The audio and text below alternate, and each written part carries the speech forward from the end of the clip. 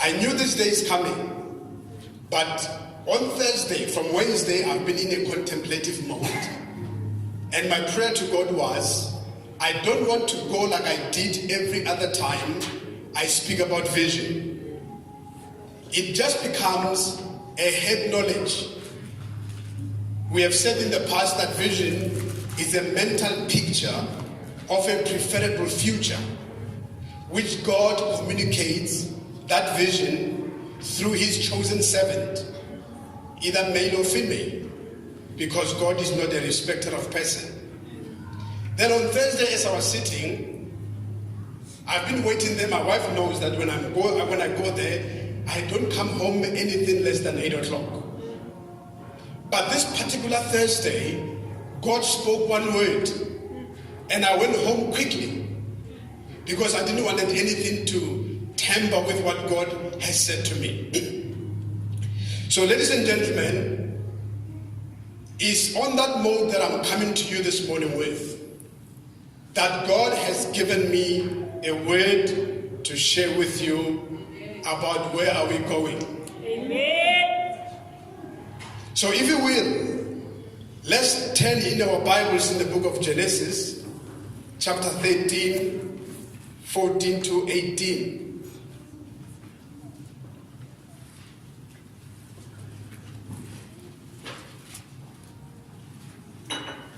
Somebody say, welcome to Vision Sunday. Welcome to Vision Sunday.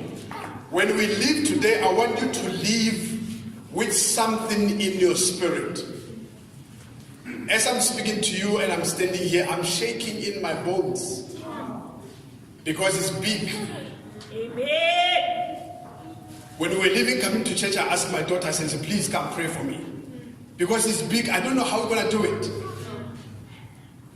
So if I get emotional along the way, please forgive me. I have seen something. Hey. I will borrow Martin Luther's words where he said, I have been to mountain top. I have seen the promised land. But in case I don't go with you, I want you to understand this.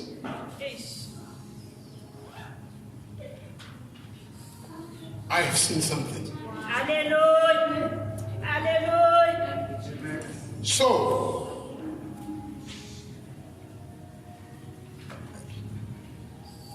if I die, and God forbid, I want you to hold on to something. Amen.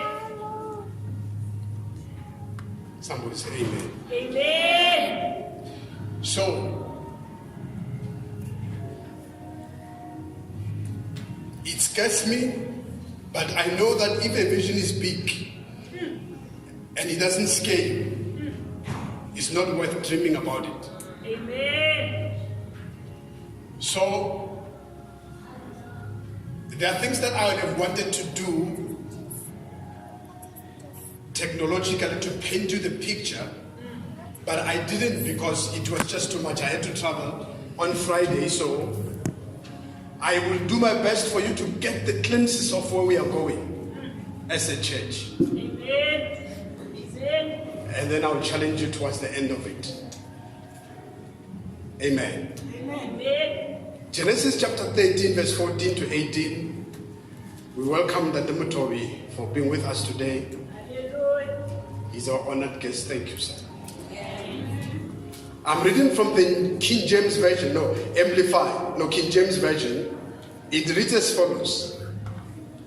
And the Lord said unto Abram, after the Lord was separated from him,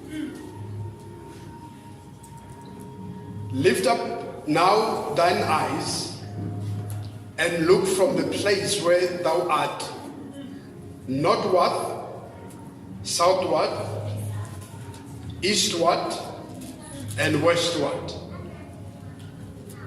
For all the land which thou seest, to thee I will give it, and to thy seed forever. And I will make thy seed as the dust of the sea, of the earth, so that if a man can number the dust of the earth, then shall thy seed be numbered. This is key. Arise now, walk through the land in the length of it and in the breadth of it, for I will give it unto thee. Then Abraham, that's an action. Then Abraham removed his tent and came and dwelt in the plain of Mamre, which is in Hebron, and built there an altar unto the Lord.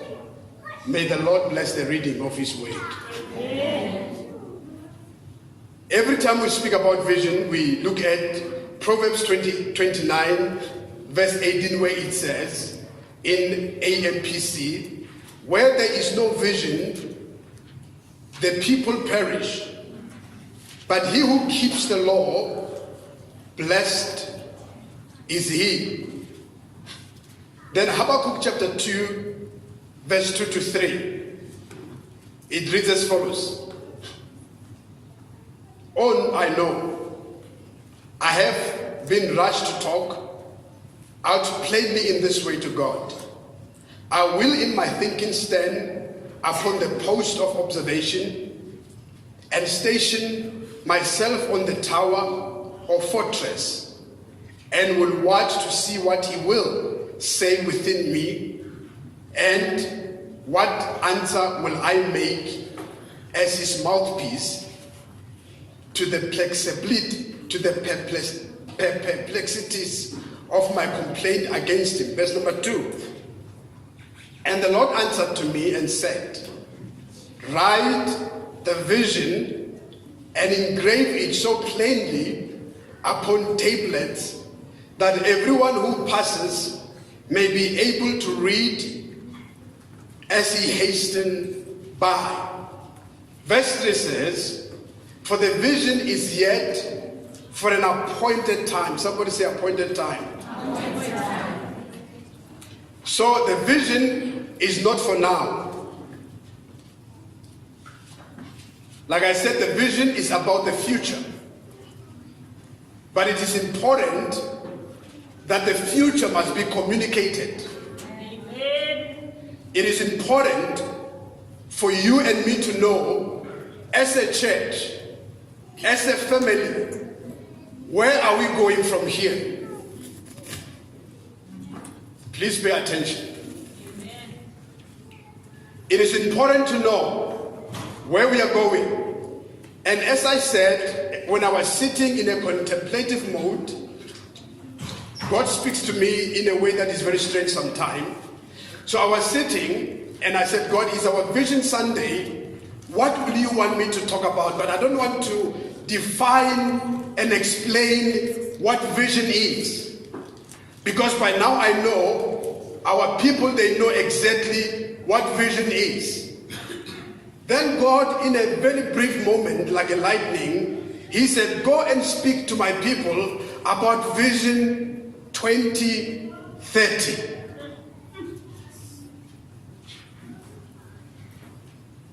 So those of you who are in Twitter, in Facebook, from now on you can say hashtag JBC Vision 2030. So it's a dream. It's a mental picture I have about us as a church. So I want you to understand this and to know this, that Hadizame, I know what I'm doing. Amen. And I want us to know that Hadizame, we know what we are doing. Amen. I want us to know that we are going somewhere. Amen. So then God said to me, write it down, that in 12 years, there will be a significant marks. There will be significant strides that this church must have taken. Amen. Hallelujah. Amen. So, we spoke about change last week. And God was saying you did not understand what you were actually talking about last week. I was preparing you for this moment in time. Amen. So today as a church marks an end of an era of mediocrity, but it marks a beginning of a season of excellence, where things will never be the same again. Hallelujah. My message to Jubilees this morning is, and hear me well, either you stand with me or the door is wide open. Hallelujah. Amen. And I'll tell you what, I had come this far to play church. All of us have come this far to play church. I've always told you a story about a chicken and a pig, about a breakfast. A chicken says, our master is hungry, can we give him a breakfast? Then the pig says, well, it's easy for you to say that you want to give him a breakfast because you are just going to make a donation of your eggs. But if he's going to have an English breakfast, I must die and then there must be a bacon. Yes. Are you with me? Amen. Mina, I'm dead. I don't know about you. I'm not donating. My life is dead. The life of my family is dead. There's nothing that we can fall back on. Either this thing works or it doesn't work. Yes. And if it does not work, ladies and gentlemen, my family and I are doomed. Because all of you here sitting, you have options. You can go to the next church. Yeah. And that has been the problem with the church. That has been the problem with the folks in the church. When things are not working, they jump ship. But we as the servants of God, we have nothing else to fall back on.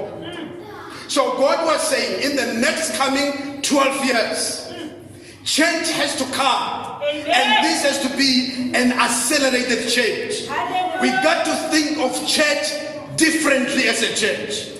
If we are going to be a church after the heart of God, the next coming 12 years, starting from today, has to change. Hallelujah. How we commit, how we become loyal to this house, it has to be visible. Amen. Are you with me this morning? Yes.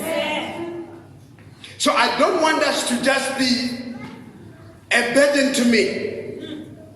I want you to be a member of this church in a great standing.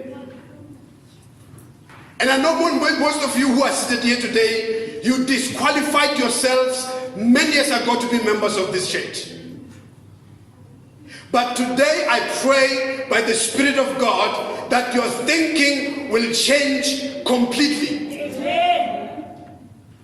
You have hung around me for too long. By now you should have caught my heart.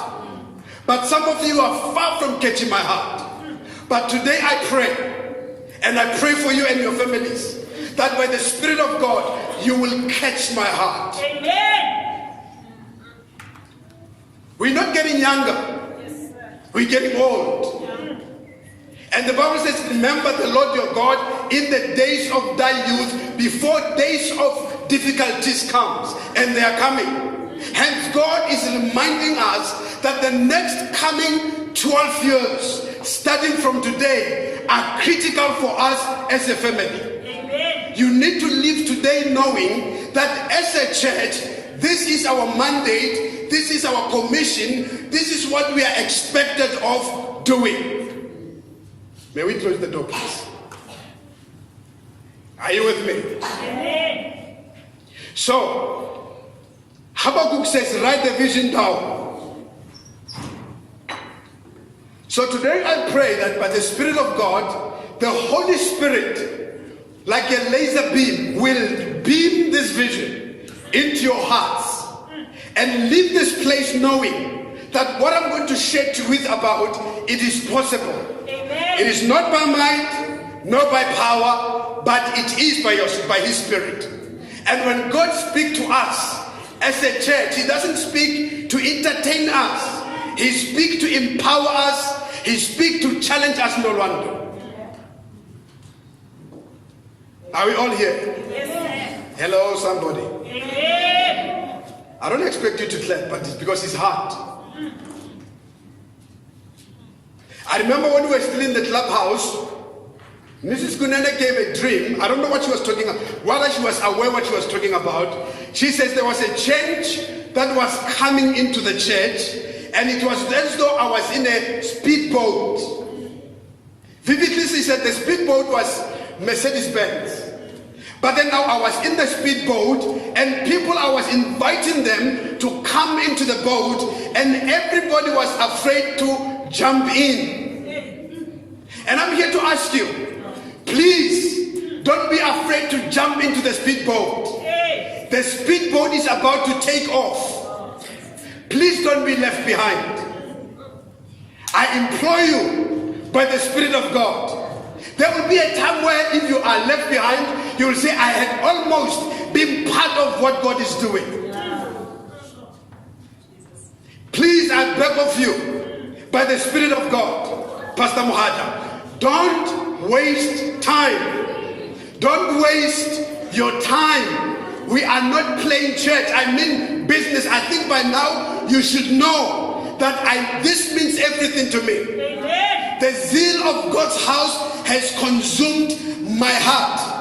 And I want the same zeal, the same passion to consume everything about you. Please, I beg, don't be left behind. 2030 is here. It sounds 12 years is far, but 12 years is just around the corner. And God wants to do a thing in us that when we look at it, we will say we didn't qualify to do it. But look at what God has done. Are you with me? From now on, I expect you to behave in a different way, Candice.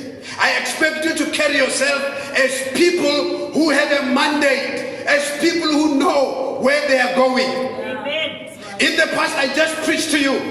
I never challenged you. But the time of challenge has come.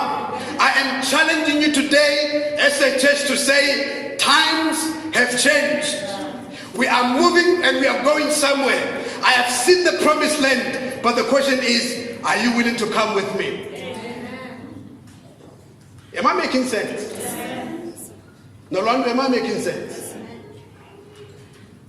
Gogo, am I making sense?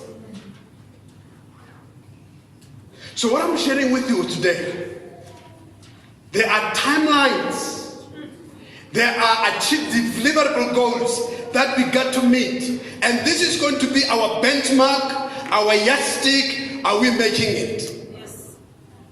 But I know that God never speaks without Him accomplishing the purpose of His word for which He has sent to us. Amen. I've never stood here on this pulpit to ask you of money, but that time has come. I'm going to challenge you to give of your tithes and your offering, because we are going somewhere. 12 years is a short time for us to get there. If you are not tithing, I beg of you, change your thinking. If you are giving 100 rand in the church, think how you are giving. Think about your giving. If you are coming to church late, think about your commitment. I'm in business. Days of staying apart from week for 3 weeks, 6 weeks is coming to an end. So if you stay for 3 months not coming to church, you've disqualified yourself as a member of the church, because I am building. Amen. Mordecai says to Esther, you are in the palace for time as this, but if you don't help us, help will come from somewhere else. Jubilee, God is not stranded. Don't think that God is dependent on your availability as and when you want to come to church. God will raise a different caliber of His people who will take this message seriously. Amen. And Jesus said, the first shall be the last, and the last shall be the first. Think about what you're doing today. So we have a vision. 2012, 2030. So I did study about Midrand. It consists of different and many locations. And the mandate is go and make disciples in all the nations, but we are starting in where? In Jerusalem. Before we can go to Judea, let's saturate Jerusalem with more churches. So what do I mean? Midrand consists of 240,000, 1,100, no man, am I becoming Cholus? 2, 4, 11, 90, what's that number? Oh, 241,190. Right? Now the 10% of the population is 21,149. Right? 24,190. Right? This is where we are placed. Some of you don't even know where you're staying. So we are consisting of 241,190, and this also includes all other areas surrounding Midrand. So in other words, Centurion is excluded, Tembisa is excluded. We are just talking about Ebony, Rubber Ridge, Vonaville, and all other waterfall, all other surrounding areas, Kyalami, Glen Austin, President Park, and Rangis Park, all these other places. So then I was saying to God, then, if that's the case, what do you expect of us to do? Then God was saying, I'm not asking you 10% of this population, because it will kill you. But all that I want you to dream about is a strong 5,000 member church. Amen. That's our dream. So in the next coming 12 years, I'm looking at a church called Jubilee Bible Cathedral. That is membership. It's 5,000 strong, committed, loyal, faithful, active members. That's a dream.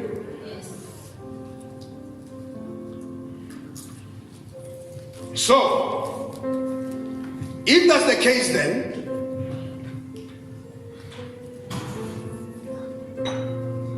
it will mean that we need to have an infrastructure that will accommodate these numbers. So that's dream number one. We are dreaming of a church that will consist, or that is consisting of 5,000 members. Amen. You see, I'm shaking. Right? Yes, sir. It's not even 10% of the population. So, how are we going to do this? We got to raise leaders or servants immediately, with immediate effect. So, the way we have been doing church is going to change a little bit. Amen. Because if you're going to have 5,000 members, we got to start making some preparations. Noxie? We got to wake up from our sleep. My Empress, does it make sense? It's scary, isn't it? I'm scared. So we need to build, number two, 5,000 seater auditorium. Hallelujah. Amen.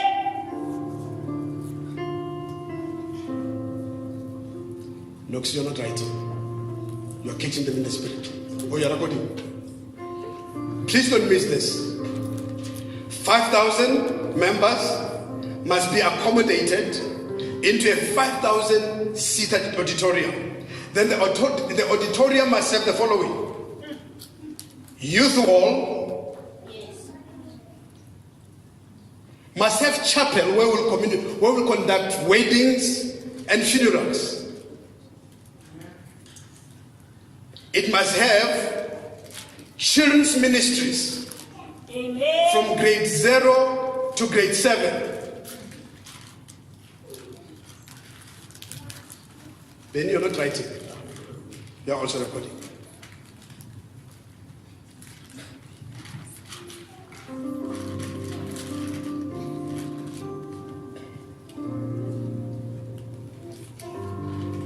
It must have administration block.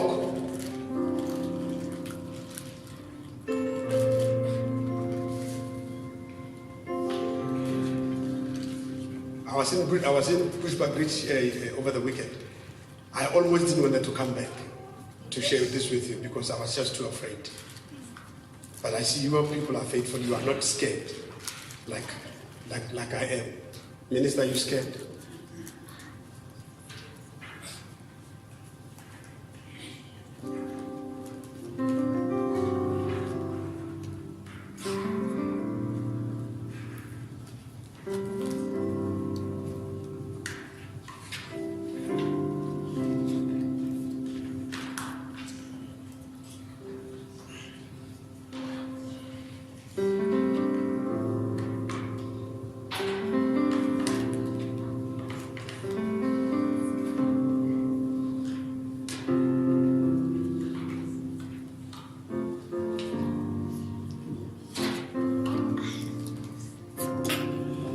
So we are going to build God what? A sanctuary. Amen. That you can read in Exodus chapter 25, 8 to 10.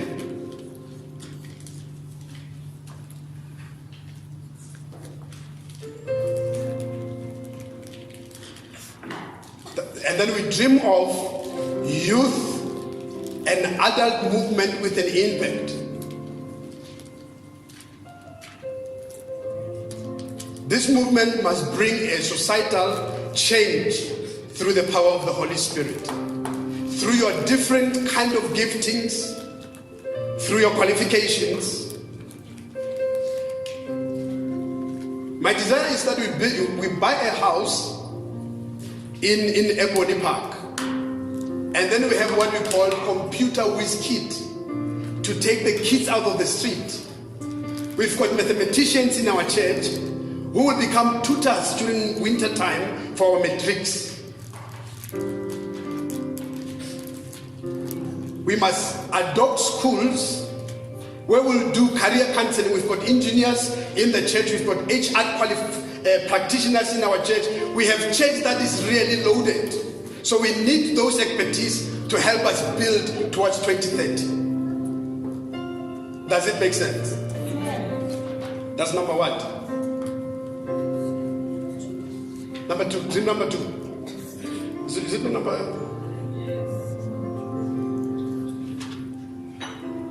We are still number two. No, that was just by the way. So we dream of planting 7 more churches. Whatever number it is. I'm going to make this document available to all of you, but you must write notes. The only qualification to have this document is to show me your notes. Is that okay? Yes, Planting 7 more churches. Amen. Churches that will be well pastored, well led by anointed and God-fearing men and women. And then they are sitting here this morning. Amen. That's the dream. So I've shared with you the dream. So the following are going to be our area of focus or area of thorough investments.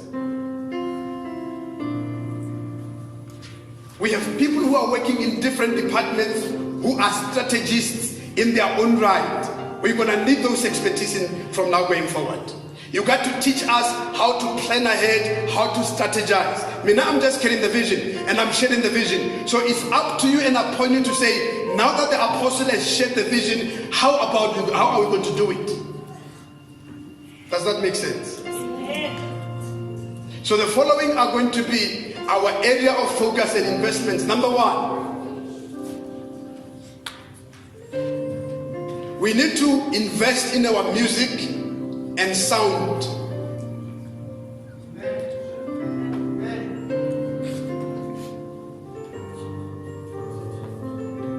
Number 2. So sound and music, that means we're gonna need we're gonna need proper qualified sound engineers.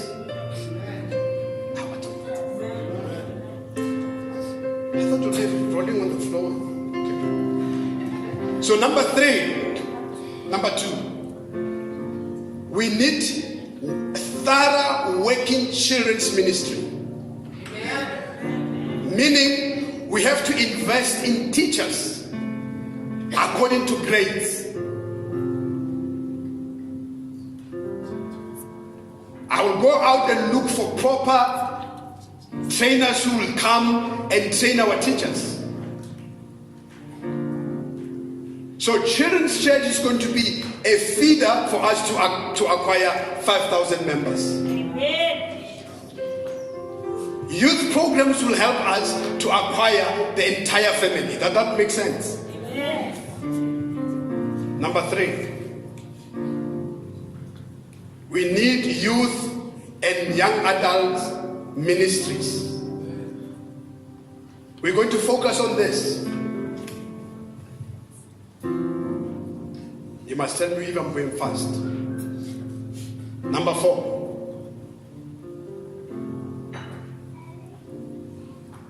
We're going to have one we already have, men and women's ministries. You remember on the 9th of August we launched women's ministry. And did you see the number of women who came?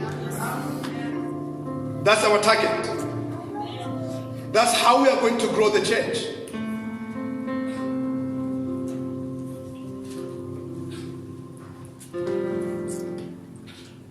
Number what?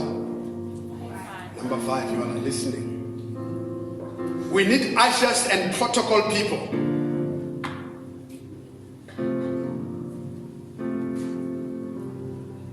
All this thing, for now, if we do training, all of us will avail ourselves. It's not going to be for one person. We must all know how to usher and how to be protocol people. So there's going to be a lot of training and leadership development.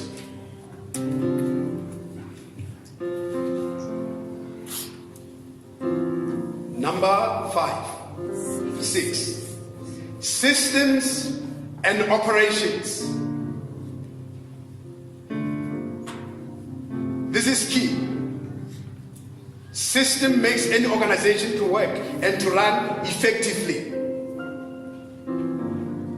At the punch of a button, you should be able to know everything that is happening in your organization, in your church.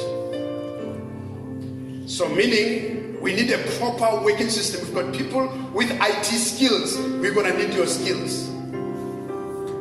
Hello? You were looking forward to clap hand and fall on the floor, and then we read you on your numbers and they tell you your name. No, you came to the wrong place. Right? We are going to work. Number 7.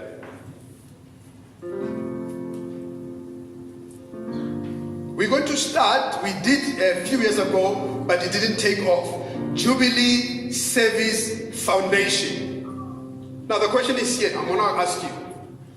If this church were to close its doors, will the communities around us miss this church? Does the communities around us even know that there's a church called Jubilee? You know why? We are not present in the communities. So we're going to go into communities in the form of Jubilee Service Foundation. It's going to be an interdependent yet autonomous wing, a social wing of the church.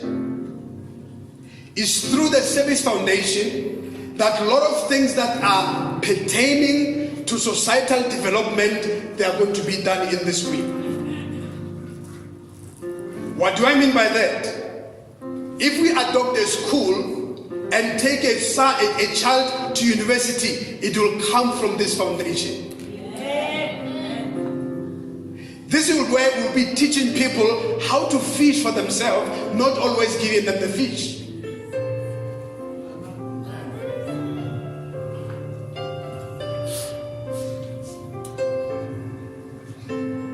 So we're going to need people who will be working in these things. Number 8.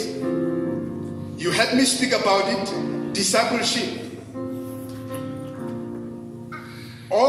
us seated here as members, you are not going to be a member until you subject yourself to our discipleship program. Because I want you to function as a mature, equipped disciple of Jesus Christ. It's the same what they do at your work. Remember the first day you went to work? The first time you were hired, they put a computer in front of you. You didn't know what to do, right? Come on now.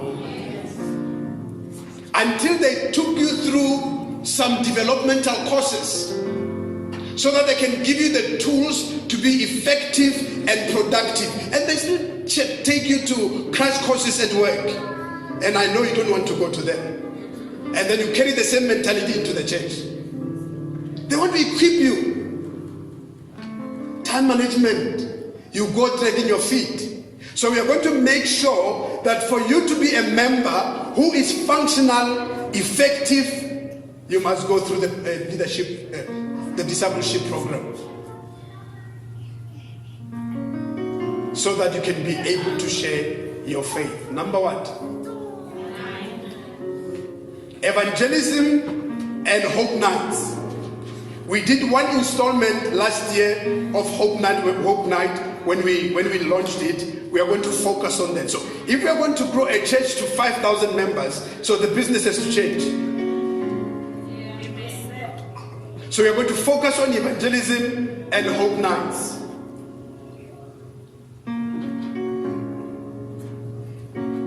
Training and leadership development at the personal level. That's number one. Number 11. We need to acquire land and building. So we're going to have land and building fund. And the last one, as part of our area of focus, increased financial giving.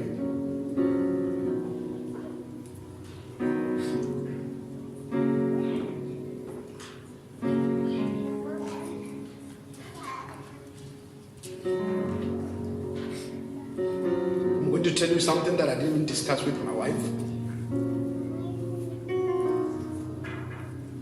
From the little sense that I'm getting from the church, as and when we get it, there was a little bit of money that I was putting away. I wanted to surprise my wife.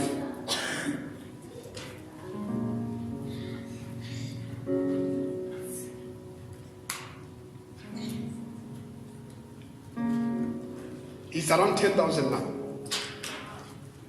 I was putting it away to give it to her. When I was going to Bushbuck Ridge, God spoke to me. He says, you see, for you to really break the spirit of stinginess in the church, I want you to give that money. I was saving on 32 days notice. I'm going to take that 10,000. I'm going to put it down as my seed to what you're going to do as a church.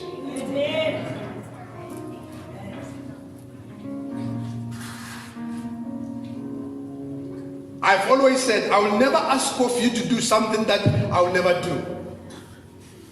I was just putting 100 rand away. As and as when some of you give us money, I'll just take that and put it away, take my 10% and put it away. So I'm going to take that money. It's in 32 days notice. Tomorrow, I'm going to log the request for the money to come. After 30 days, that money is coming. Do I have money? I don't. But the principle is this. I want to show you, Nolando, I believe in this. The only way to break the spirit of stinginess is to give when you don't even have. So our building fund will have at least 10,000, and it's coming from us as a family.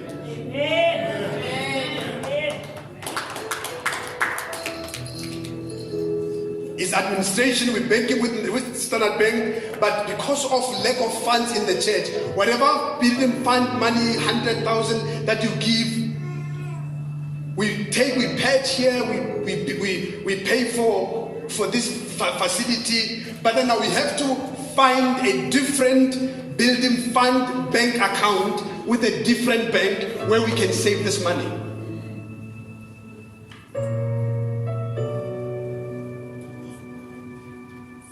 Does that make sense? You people have a good pastors. No, I'm serious.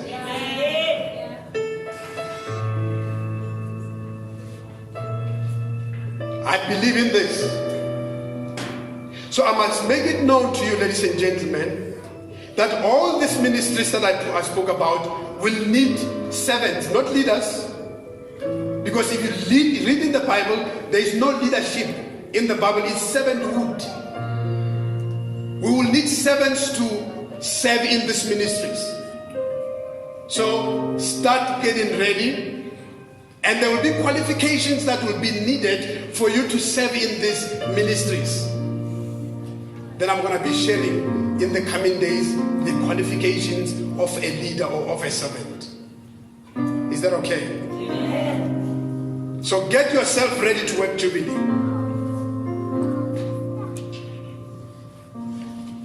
think I'm going to let you go home, Eddie.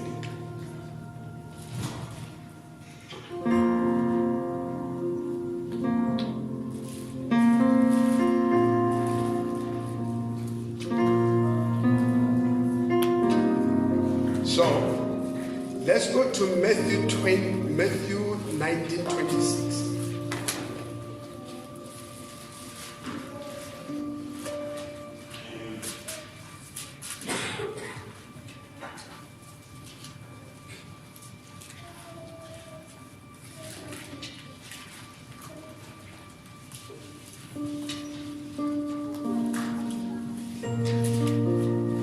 Matthew 19:26.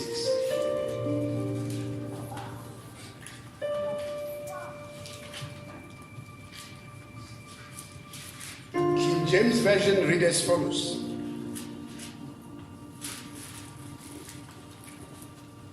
But Jesus beheld them and said unto them,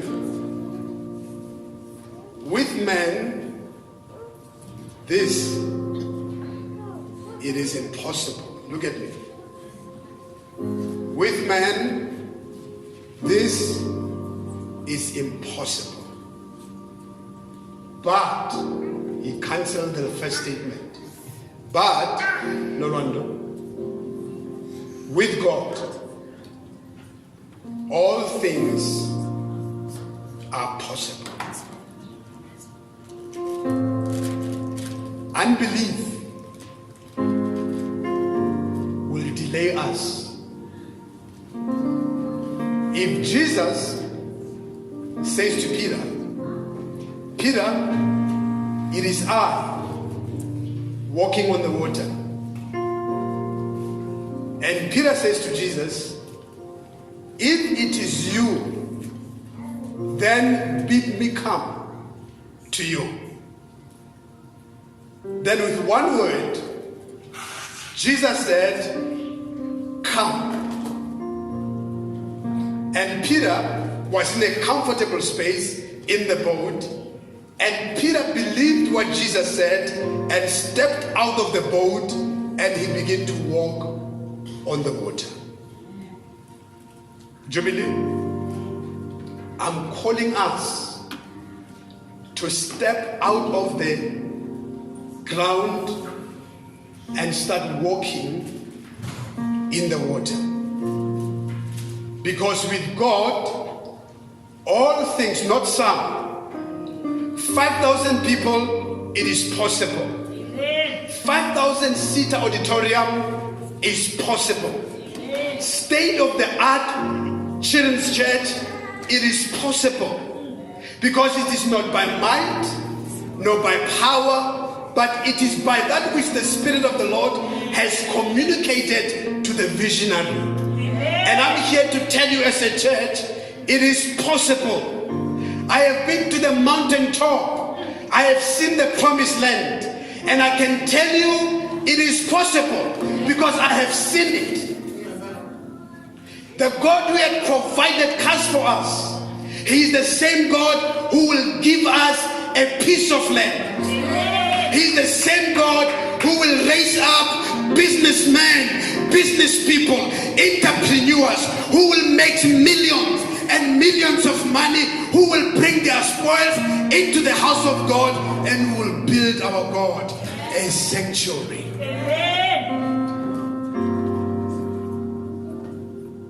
I challenge you to start looking at yourself, start looking at your church differently. I'm challenging you to start praying for your church differently, because change has come. We are talking Vision 2030. It's going to cost us everything about us. It's going to cost us our time, our treasures, our body, soul, and spirit, because we believe in this. I don't know about you, but Job says to the children of Israel in Job 24 verse 15, he says, as for me and my house, we will serve the Lord. And I'm here to tell you that as for me and my wife and our children, we will sacrifice everything that we have for this vision to take off. But I need men and women who are focused, who are determined, who are faithful and committed to come on the speedboat. Because the speedboat is about to take off.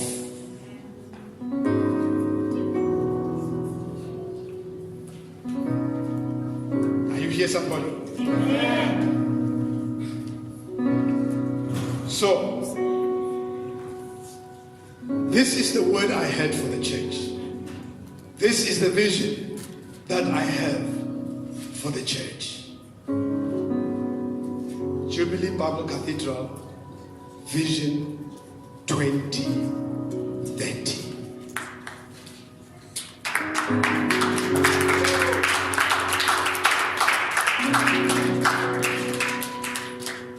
Don't worry about this number. I see 5,000 coming. Amen. As I'm closing, Isaiah 54 says, sing, sing, all you barren women. Children are not yet born, we are singing. And as we are singing, don't only focus on the singing, lengthen your dwelling. Enlarge your dwelling. Increase the capacity of your sitting, because 5,000 people, 5,000 children are coming our way.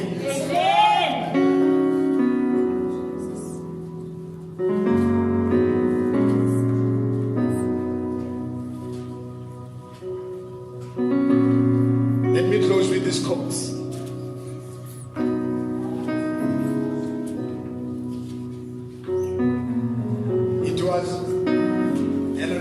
Roosevelt who says,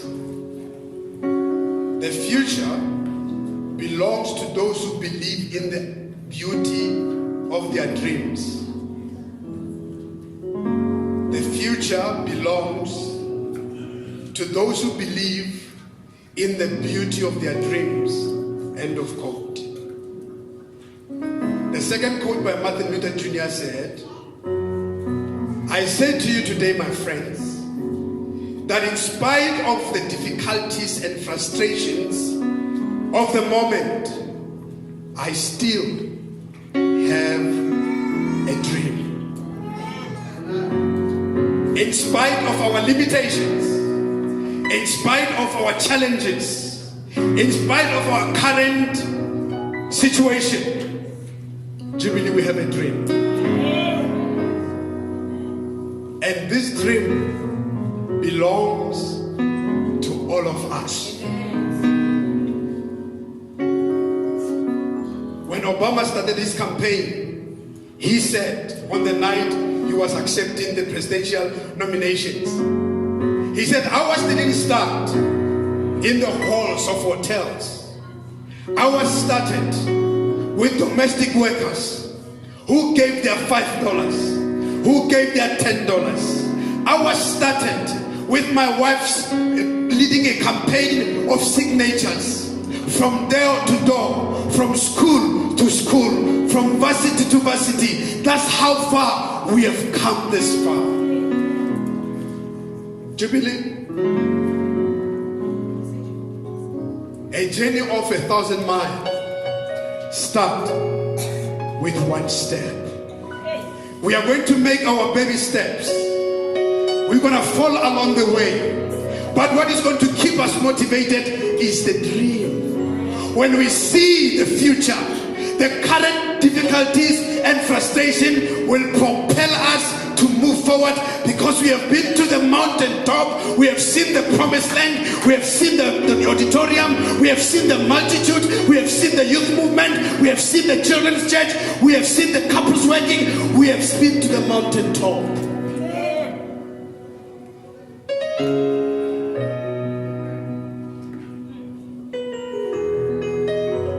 So, this is where we are going. Please, from now on, don't judge me.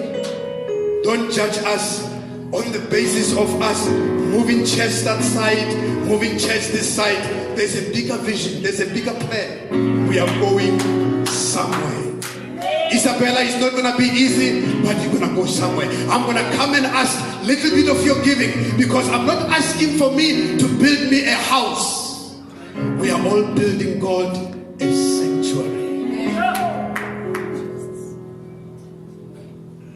Jeremiah, and I close.